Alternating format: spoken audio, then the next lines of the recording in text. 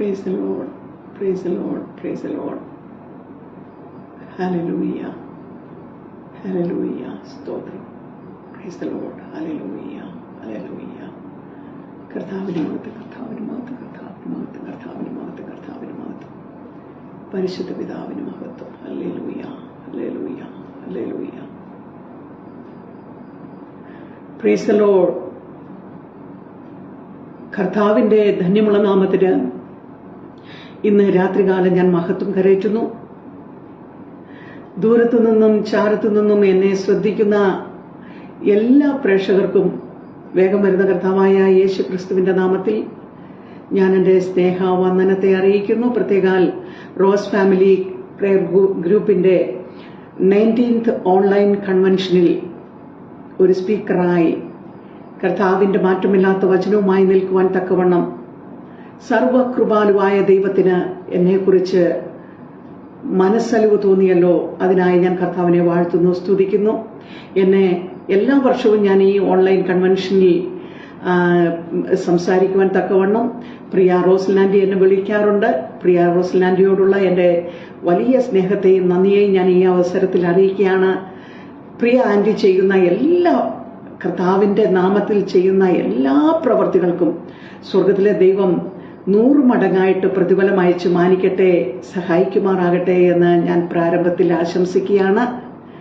ആന്റിയെ സകലവിധ നന്മകളാലും കർത്താവ് നിറയ്ക്കട്ടെ, തലമുറകളെ കർത്താവ് ഓർക്കട്ടെ. തീർച്ചയായിട്ടും നിർബന്ധത്താലാണെങ്കിലും കർത്താവിന്റെ ക്രൂശ് ചുമന്ന ശിമോന്റെ മക്കളെ പിൽക്കാലത്ത് കർത്താവ് ഓർത്ത് അനുഗ്രഹിച്ചതുപോലെ ഒരു അനുഗ്രഹം, ഒരു ഇരട്ടി അഭിഷേകത്തിന്റെയും അനുഗ്രഹത്തിന്റെയും അനുഭവം ആ കുഞ്ഞുങ്ങളുടെ മേൽ ദൈവം പകരുമാറാകട്ടെ എന്ന് ഞാൻ ആത്മാർത്ഥമായിട്ട് ആഗ്രഹിക്കുകയും പ്രാർത്ഥിക്കുകയും ചെയ്യുകയാണ്.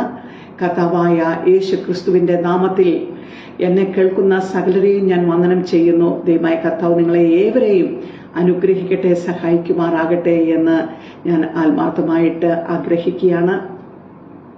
പ്രിയമുള്ളവരെ, ഇന്നത്തെ വചന ശുശ്രൂഷയ്ക്കായിട്ട് ഒരു വേദഭാഗം വായിച്ചുകൊണ്ട് തുടങ്ങുവാൻ ഞാൻ ദൈവകൃപയിൽ ശരണപ്പെടുകയാണ്.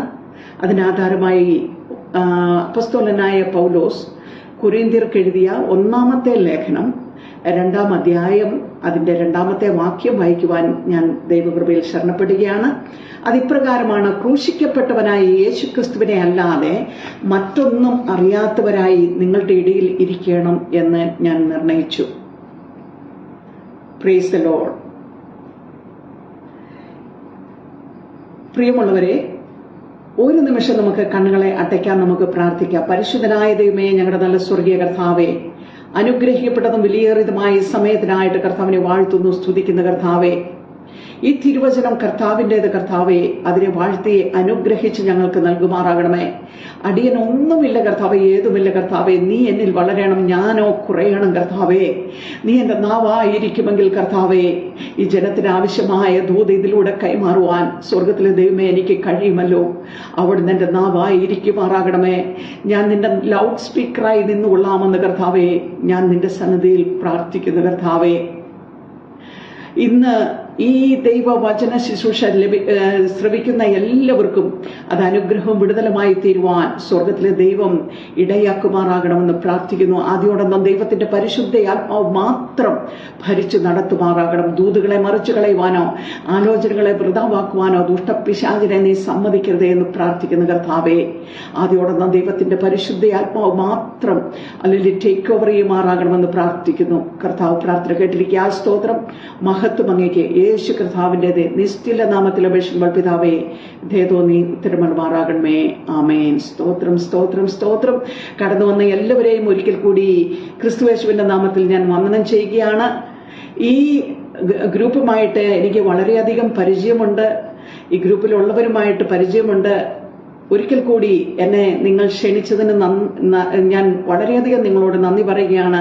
എല്ലാ അഡ്മിൻസിനും ക്രിസ്തുയേശുവിന്റെ നാമത്തിലുള്ള എൻ്റെ ഒരിക്കൽ കൂടി നന്ദി അറിയിച്ചുകൊണ്ട് ഞാൻ ഈ വചന ശുശ്രൂഷയിലേക്ക് കടക്കട്ടെ.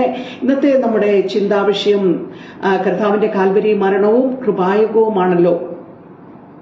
നമുക്കറിയാം, യേശുക്രിസ്തു ക്രൂശിക്കപ്പെട്ടു എന്നതിന്റെ സുപ്രധാന തെളിവാണ് നാം ഇപ്പോൾ വായിച്ചു കേട്ട ആ വേദഭാഗം. ഞാൻ ഒരിക്കൽ കൂടി നിങ്ങളെ അത് ഓർമ്മിപ്പിക്കട്ടെ. ക്രൂശിക്കപ്പെട്ടവനായ യേശുക്രിസ്തുവിനെ അല്ലാതെ മറ്റൊന്നും അറിയാത്തവനായി നിങ്ങളുടെ ഇടയിൽ ഇരിക്കണം എന്ന് ഞാൻ നിർണയിച്ചു. ഇവിടെ അപ്പോസ്തലനായ പൗലോസ് കൊരിന്തിലെ സഭയ്ക്ക് ലേഖനം എഴുതുമ്പോൾ പറയുകയാണ്, ഈ യേശുക്രിസ്തുവിനെ, ക്രൂശിക്കപ്പെട്ടവനായ യേശുക്രിസ്തുവിനെ അല്ലാതെ മറ്റൊന്നും അറിയാത്തവനായി നിങ്ങളുടെ ഇടയിൽ ഇരിക്കണമെന്ന് ഞാൻ നിർണയിച്ചു. അപ്പോൾ കർത്താവായ യേശുക്രിസ്തുവിന്റെ ക്രൂശീകരണത്തെ കുറിച്ചുള്ള ഒരു സുപ്രധാന തെളിവാണ് ഇവിടെ അപ്പോസ്തലനായ പൗലോസിലൂടെ കൊരിന്ത്യ ലേഖനത്തിൽ നമുക്ക് ദൈവത്തിന്റെ പരിശുദ്ധ ആത്മാവ് കാണിച്ചു തരുന്നത്. അപ്പോസ്തലനായ പൗലോസ് കൊരിന്ത്യയിലെ സഭയ്ക്ക് ലേഖനം എഴുതുമ്പോൾ പറയുകയാണ്, ക്രൂശിക്കപ്പെട്ടവനായ ക്രിസ്തുവിനെ അല്ലാതെ മറ്റൊന്നും അറിയാതെ മറ്റു ഒരു കാര്യങ്ങളും, ലോകത്തിന്റെ മോഹങ്ങളോ മറ്റുള്ള കാര്യങ്ങളോ അറിയാതെ ഞാൻ ആയിരിക്കണമെന്ന് ഞാൻ നിർണയിച്ചു എന്നാ പറയുന്നത്. പ്രിയമുള്ളവരെ, ഈ വചനത്തിലൂടെ ഒരു ദൂത് പരിശുദ്ധ ആത്മാവിന് നമ്മൾക്ക് കൈമാറുവാനുള്ളത്, ഹല്ലേലൂയ, നാം ക്രിസ്തുവിനെ അറിഞ്ഞു എങ്കിൽ നമ്മൾ മറ്റുള്ള കാര്യങ്ങളെ വിട്ടിട്ട്, അതായത് ക്രൂശിക്കപ്പെട്ടവനായ യേശു ക്രിസ്തുവിനെയും അവന്റെ സുവിശേഷത്തിന്റെ മാർമിക സത്യങ്ങളെയും മുറുകെ പിടിച്ചുകൊണ്ട് ലോകവും ലോകത്തിന്റെ മോഹങ്ങളെയും വിട്ടുപേക്ഷിച്ച് ദൈവത്തിങ്കിൽ മാത്രം ആശ്രയം വെച്ച് മുന്നോട്ട് പോകുവാനാ ദൈവം നമ്മെക്കുറിച്ച് ആഗ്രഹിക്കുന്നത്. പ്രിയമുള്ളവരെ, ഹല്ലേലൂയ, ഇവിടെ അപ്പോസ്തലനായ പൗലോസ് ഹല്ലേലൂയ ദൈവസന്നിധിയിൽ ഒരു തീരുമാനം, ഉറപ്പുള്ള ഒരു തീരുമാനം എടുത്തിരിക്കുക. അതിപ്രകാരമാ, ഈ ക്രൂശിക്കപ്പെട്ടവനായ ക്രിസ്തുവിനെ അല്ലാതെ എനിക്ക് മറ്റൊന്നും അറിയേണ്ട ആവശ്യമില്ല.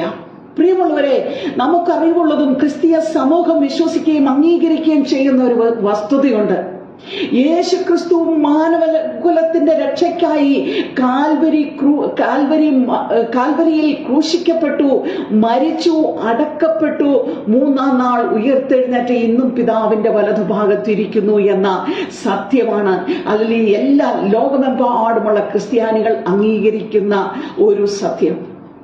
പ്രിയമുള്ളവരെ, ഈ ദിവസങ്ങളിൽ ഈ കഷ്ടാനുഭവ ആഴ്ചയാണല്ലോ ഈ ആഴ്ച. ഇന്ന് പെസഹായ, പാസ്ഓവർ ഡേയാ. ലോകമെമ്പാടുമുള്ള ക്രിസ്ത്യാനികൾ, ഒരു ഭൂരിഭാഗം ക്രിസ്ത്യാനികളും യേശു ക്രിസ്തുവിന്റെ പെസഹ ആചരിക്കുന്ന ഒരു ദിവസമായിരുന്നു. നാളെ കർത്താവായ യേശു ക്രിസ്തു ക്രൂശിക്കപ്പെട്ട ദിവസമായതിനാൽ അത് ഗുഡ് ഫ്രൈഡേ ആയിട്ട് മറ്റുള്ളവർ ആചരിക്കുന്നു. അതിനുശേഷം 3 ദിവസം കഴിയുമ്പോൾ കർത്താവായ യേശു ക്രിസ്തുവിന്റെ ഉയർപ്പിന്റെ ഓർമ്മയായി അവർ ഈസ്റ്റർ ആചരിക്കുവാൻ ഇടയാകുന്നു. പ്രിയമുള്ളവരെ, ഇതൊക്കെ വെറുതെ ചെയ്യുന്നതാണോ? അല്ല, ഒരിക്കലുമല്ല. ക്രിസ്തു യേശു ഈ ലോകത്തിലേക്ക് കടന്നു വന്നു. അവൻ കാൽവരിയിൽ ക്രൂശിക്കപ്പെട്ടു.